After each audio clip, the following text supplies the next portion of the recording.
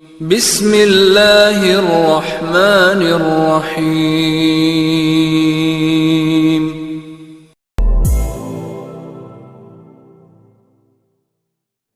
Assalamualaikum warahmatullahi wabarakatuh.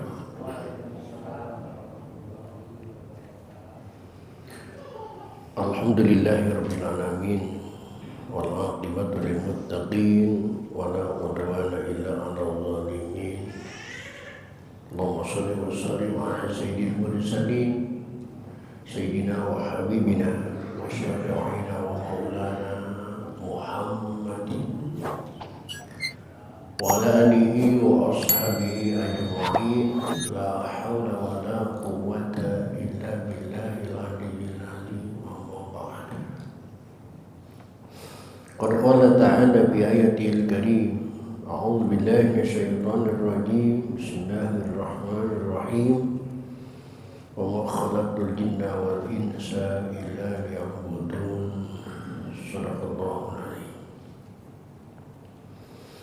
Bapak-bapak segenap pengurus dan jamaah Masjid Jami Baitul Amin, bil khusus yang hadir ta'lim pada kesempatan malam ini yang saya hormati dan yang saya muliakan. Semoga dengan asbab bertaklim, hadir di majlis taklim, kehidupan kita mendapat kemuliaan dari Allah Subhanahu wa Ta'ala. Puji dan syukur mari kita panjatkan kehadirat Allah, sholawat serta salam mari kita tersanjungkan kehadiran Rasulullah Muhammad sallallahu alaihi wa alihi wasallam. Hadirin rahimakumullah. Lanjutan taklim kita pada malam ini melanjutkan metodologi fikih dengan kitab Fathul Qorib atau yang tayang di layar, itu sebagai syarahnya. Malam ini di kitab yang Bapak pegang yaitu di halaman 199. Di halaman 199 baris kedua ada kalimat wa amazuru wa arada musannifu biha al-muqattata. Silakan dicari dan diperhatikan, dan kita buka saja ta'lim ini dengan sama-sama membaca Ummul Quran surah Fatihah. Saya berharap kepada Allah Subhanahu wa Ta'ala semoga dengan asbab membaca Fatihah Allah berkenan mengampuni dosa dan kesalahan yang pernah kita lakukan di masa lalu kita. Amin. Terutama untuk kedua orang tua kita, keluarga kita, saudara-saudara kita muslimin dan muslimat yang sebagian besar mereka sudah ada di alam barzakh. Semoga diampuni semua dosa dan kesalahan oleh Allah dan terima amal ibadahnya oleh Allah Subhanahu wa Ta'ala.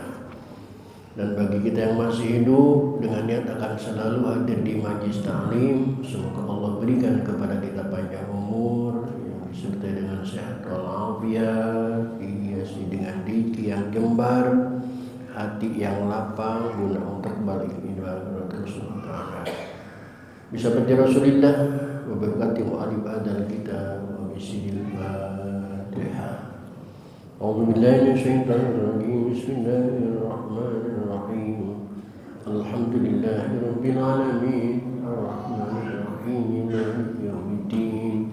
Iyyaka na'budu wa iyyaka nasta'in. Ihdinas siratal mustaqim.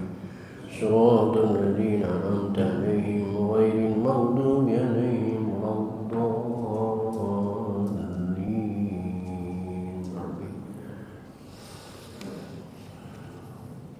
Baik hadirin, silakan diperhatikan halaman 199.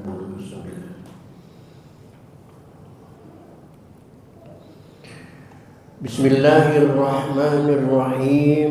Wa ammaz zuru'u, dan adapun zakat zuru. Yang dimaksud dengan zuru adalah tanaman berjangka pendek. Kalau di layar malah membingungkan, yang disebut zuru itu adalah wahiyah tanaman mala saqalahu yang tidak ada betisnya. Masa tanaman ada betisnya? Maksudnya tanaman yang tidak punya batang yang kuat, seperti rambutan ada batangnya, duren ada batangnya, sedangkan padi nyaris tidak ada batang yang kuat, tidak ada betisnya. Atau dengan pelajaran anak sekolah, tanaman yang berakar serabut. Kalau yang lainnya kan berakar tunggal. Zur itu adalah tanaman la saqalahu, tanaman yang berakar serabut. Itu pun wa aradan musannifu biha, dan bermaksud Kiai Musannif dengan zur itu adalah tanaman yang berakar serabut al-muqtata, tanaman yang menjadi makanan utama, tanaman yang menjadi makanan pokok, bukan tanaman cemilan, bukan makanan iseng, bukan makanan tambahan, tetapi makanan yang dimakan sebagai makanan utama, makanan pokok. Contohnya min hintotin, dari gandum. Di suatu negara, Amerika umpamanya, itu makanan pokoknya dari gandum. Wasyairin, dan syair. Sebagian warga Jazirah Arab itu konsumsinya syair. Wa adasin, dan juga adas, disebut kacang syair, disebut kacang adas, memang bentuknya kacang-kacangan. Wa aruzin, dan beras. Nah, ini baru kita. Jadi setiap negara punya makanan pokok masing-masing. Indonesia beras, Amerika gandum, Arab syair, dan lain sebagainya. Begitu juga wakada ma yuktatu, dan begitu pula ma tanaman yuktatu yang menjadi makanan ikhtiaran, tanaman yang dijadikan makanan pada waktu ikhtiar. Kadurrotin, seperti jagung, wa khimasin, dan jenis kacang-kacangan. Begitu juga makanan yang menjadi pilihan di waktu semuanya ada.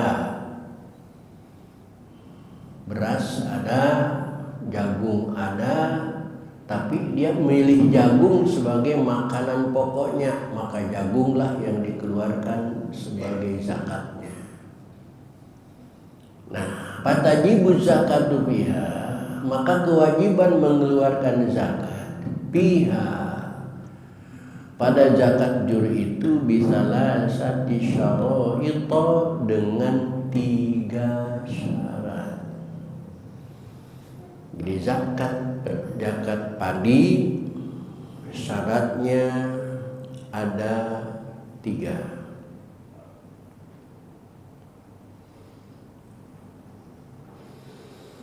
Ayakuna, yang pertama, al-awwalu,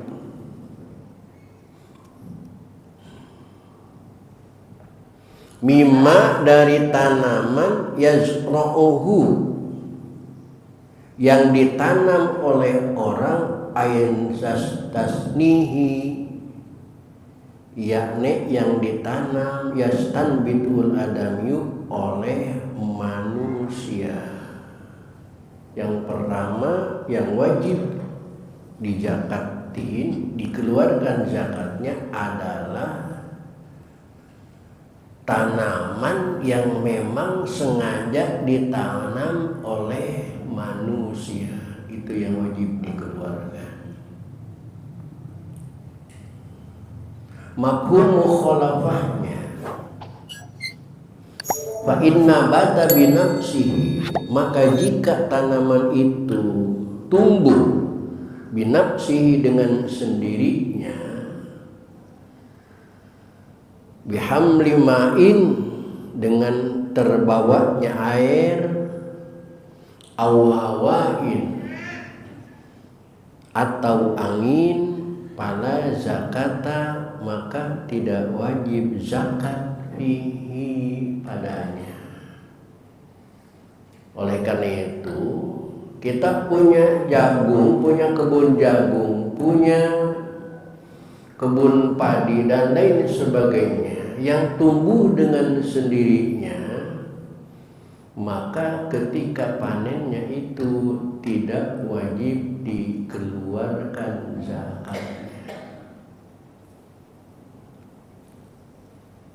Nah, di sini pasti logika kita menolak. Kenapa kalau kita padi tanam sendiri wajib dikeluarkan zakatnya, tapi kalau padi tumbuh sendiri tidak wajib dikeluarkan zakatnya? Yang padahal kalau padi ditanam sendiri kan itu perlu biaya, perlu pengairan, perlu perawatan, perlu rabuk dan lain sebagainya, tapi wajib dikeluarkan zakatnya. Sedangkan yang boleh nemu tumbuh sendiri tidak wajib dikeluarkan zakatnya. Logika kita menolak. Maka supaya mafhum saya jelaskan, padi yang tumbuh sendiri tidak wajib dikeluarkan zakatnya karena padi itu pasti tidak banyak. Padi yang sekedar ke bawah anyut, ya paling berapa cemplok sih.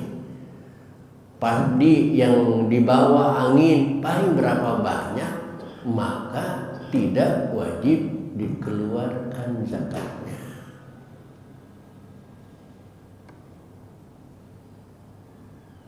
Seperti dilihat di layar, padi yang di bawah angin, airihin min daril haram, dari wilayah perang ila ardina, ke negara kita di bawah angin, ghairu mamlukatin li ahadin, tidak dimiliki oleh seseorang, itu pasti jumlahnya sangat amat minim, maka tidak wajib dikeluarkan zakatnya. Sedangkan padi yang ditanam sendiri itu pasti berukuran luas kali lebar, itu bedanya.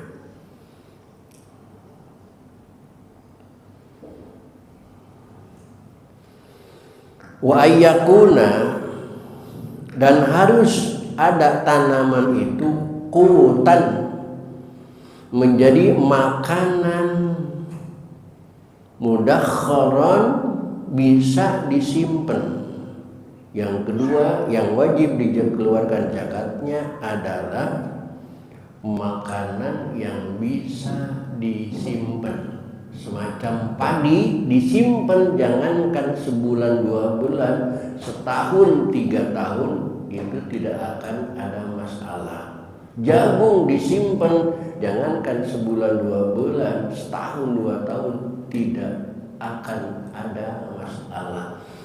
Tapi kacang-kacangan yang lain, kita punya kebun kacang panjang merambat, memang lasako, tidak ada batang yang kuat, tapi kalau panen disimpan, jangankan setahun, sebulan udah busuk. Begitu juga kita punya kebun tomat. Tomat itu luas dan lega, tomat itu zuru, termasuk zuru kena lasako, tidak ada batang yang kuat, tetapi buahnya tidak bisa disimpan qutan mudakharan, tidak bisa disimpan dilama-lamain. Maka buah-buah yang tidak bisa disimpan lama tidak wajib dikeluarkan zakatnya. Wasabaqa qariban, dan telah terdahulu sedikit bayanan muqta, penjelasan makanan pokok.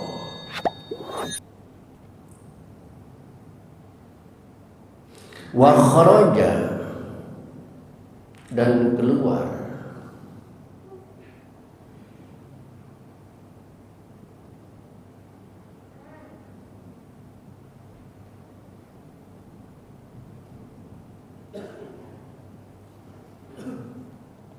bil kuti, dengan kata-kata kuti tadi, makanan pokok, mala yuktatu, tanaman yang tidak menjadi makanan utama. Contohnya minal abzari, dari berbagai macam bumbu. Nahul kamyun, seperti ketumbar, itu tidak wajib dikeluarkan zakatnya. Orang Lampung panen kopi, tapi kopi itu bukan makanan pokok, hanya minuman selingan. Walaupun bisa disimpan, itu tidak wajib dikeluarkan zakatnya. Orang Palembang panen sahang, panen lada. Lada bisa disimpan sebulan 2 bulan, tapi itu karena bukan makanan pokok, itu tidak wajib dikeluarkan zakatnya. Secara ladanya, sahangnya, kopinya tidak wajib dikeluarkan zakatnya. Tetapi atas nama, kalau sudah dijual menjadi uang, itu berkewajiban mengeluarkan zakat, bukan cuma atas nama zakat kopi, zakat sahang, tetapi zakat kekayaan, zakat harta kekayaan. Yang ketiga, wa ayyakuna nisaban, dan harus ada tanaman itu nisaban, menjadi 1 nisab. Dan tanaman yang kita wajib mengeluarkan zakatnya itu adalah tanaman yang sampai 1 nisab. Dan mohon perhatian, di dalam tanaman pokok ini Allah hukumnya tidak menggunakan haul. Zakat-zakat yang lain ada 2 syaratnya. Yang pertama haul, yang kedua nisab. Zakat dagangan harus haul, nunggu 1 tahun. Zakat emas harus haul, nunggu 1 tahun. Zakat simpenan harus haul, nunggu 1 tahun. Zakat harta kekayaan harus haul, nunggu 1 tahun. Tapi zakat pertanian tidak mesti nunggu haul, tidak mesti nunggu 1 tahun. Bisa jadi dalam 1 tahun kita berkewajiban 3 kali mengeluarkan zakat. Lihat penjelasan Allah surat Al-An'am ayat 141 yang berfirman, wa huwallazi ansha'a jannatin ma'rusyat, dan Allah lah yang menjadikan kebun-kebun yang menjunjung dan tidak berujung, bazar'an mukhtalifan ukuluhu wa zaitun wa rumman wa tashabihan wa ghairu mutashabih. Ada tanaman yang mirip dan ada tanaman yang tidak mirip. Kulu, kata Allah, makanlah min samarihi, dari buahnya, idza asmara, apabila tanaman itu berbuah. Tetapi wa'atu haqqahu, keluarkan haknya fakir miskin. Kapan? Yauma hasadi, di hari memanennya. Jadi kewajiban mengeluarkan zakat dari padi itu kewajibannya terkena pada waktu panen. Begitu panen wajib mengeluarkan zakat. 3 bulan nanam lagi, panen lagi, zakat lagi. 3 bulan nanam lagi, panen lagi, zakat lagi. Tidak menunggu haul. Satu-satunya syarat zakat yang tidak menggunakan haul, salah satunya ya adalah zakat padi. Satu lagi yang tidak menggunakan haul adalah zakat makdin. penemuan benda peninggalan jahiliyah. Kita nemu emas balokan, kita nemu perak balokan, itu juga tidak menunggu haul. Ketika nemu ditimbang, kalau ada sudah nisab, itu wajib saat itu dikeluarkan zakatnya, tidak mesti nunggu 1 tahun. Nah, nisabnya ini, nisabnya padi, kita tidak bicara gandum karena kita tidak kenal gandum. Juga kita tidak bicara jagung karena kita tidak mengkonsumsi jagung. Bahkan orang Madura juga yang dulunya makanan pokoknya jagung sekarang sudah pindah ke padi, ke beras. Maka kita bicara beras saja, wa ayyakuna nisaban, dan harus ada tanaman itu mencapai 1 nisab. Berapa nisabnya? Wa huwa, yaitu nisab khamsatu ausukin, ialah 5 karung. Dengan kata lain, kalau kita sudah punya padi sebanyak 5 karung, itu sudah wajib mengeluarkan zakat. Min jinsin wahidin, dari jenis yang satu. Fala yadamu jinsun li jinsin akhar, ka qamhin ma'aruz bi khilafil anwa wa yadamu ba'duhu bi ba'di. Wa yakhruju min kulli naw'in biskiti wa in asra yakhruju qusit wa kullu naw'in sanatan wa qilatu min dari kullu naw'in akhraja warsi 5 karung. Nah, disebut 5 karung itu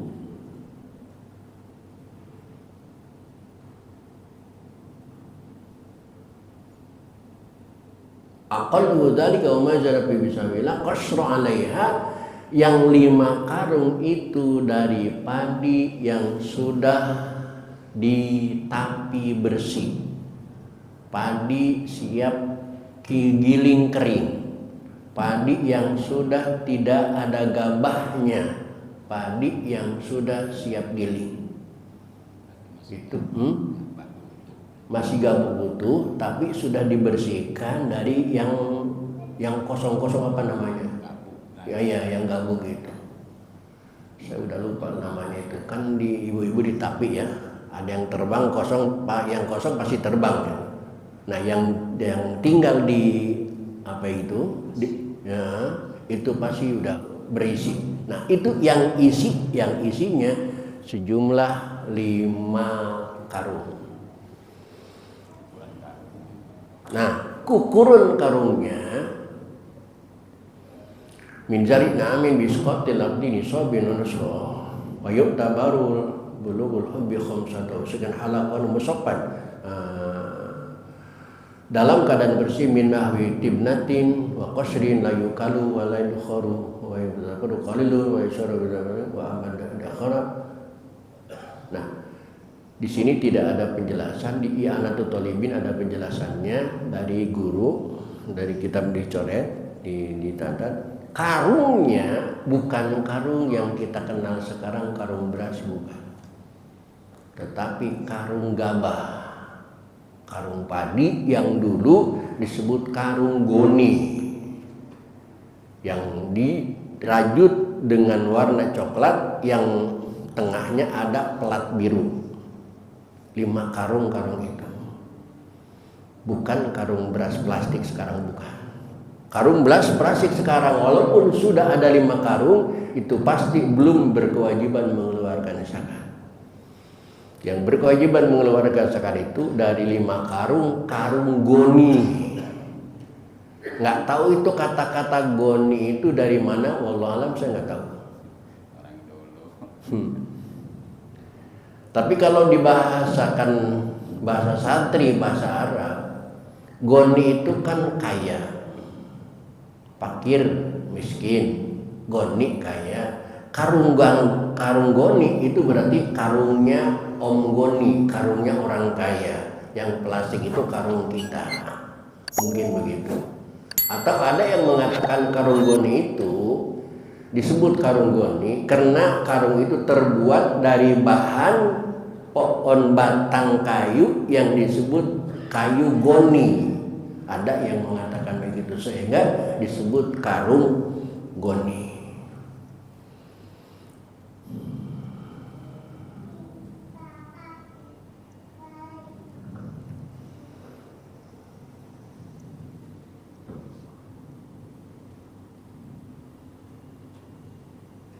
Nah, di sini juga tidak disebut lengkap. Dari 5 karung yang kita punya dari gabah yang sudah bersih, kering, siap giling, itu berapa persen yang harus kita keluarkan? Nah, untuk bicara masalah pertanian, makanan itu patokannya tidak lagi 2,5% bukan, tetapi bisa jadi 5%, bisa jadi 10%. Kalau kita nanam padi itu tanpa biaya yang berarti, hanya merawat saja seperti di tahun 70-an, hanya dipacul, hanya diurus, tidak keluar biaya pupuk, tidak keluar biaya air, tidak keluar biaya apa-apa, cuman tenaga saja, maka berkewajibannya 10% usrah. Tapi kalau kita nanam padi di sawah itu menggunakan biaya, airnya harus beli dari irigasi, pupuknya harus beli dari toko, biayanya juga harus banyak dan sebagainya, maka kewajiban zakatnya cuma 5%. Dan sekarang petani-petani yang ada di Indonesia itu mungkin sudah kena 5% karena butuh biaya, airnya harus bayar, pupuknya harus bayar, tenaganya juga harus bayar, mungkin hanya 5%. Tetapi yakinlah, kalau para petani, saya percaya kewajiban zakat itu sangat taat sekali. Karena yang saya rekam dari umi saya itu kalau panen padinya nggak sampai 5 karung kiring bersih, nggak sampai nisab. Tapi setiap panen umi saya itu selalu mengeluarkan zakat, karena memang petani istimewa. Wajar kalau kata Rasulullah SAW, afdalul makasib az-zara'ah, karya usaha yang paling afdal itu bertani. Bagaimana bisa afdal? Lihat, petani nanam jagung, petani nanam kacang. Buah pertama dari jagung dan kacang, buah pertama itu nggak bakal bagus, pasti jelek dulu. Nah, buah karena jelek nggak laku dijual, itu petani disodakohin sama tetangga. Sampai umi itu kalau dari kebun itu menggendong besar, sampai ke rumah itu tinggal sedikit, kena tetangga di jalan ngambil, diberikan tetangga. Buah yang kedua, tahap kedua baru bagus bisa dijual. Tahap kedua, tahap ketiga, tahap keempat, seterusnya. Dan terakhir, buah yang terakhir itu pasti jelek lagi. Kena jelek lagi, nggak laku dijual lagi, sodakoh lagi. Jadi petani wajar disebutkan usaha yang paling afdal karena diawali dengan sodakoh, diakhiri dengan sodakoh. Itu hebatnya petani.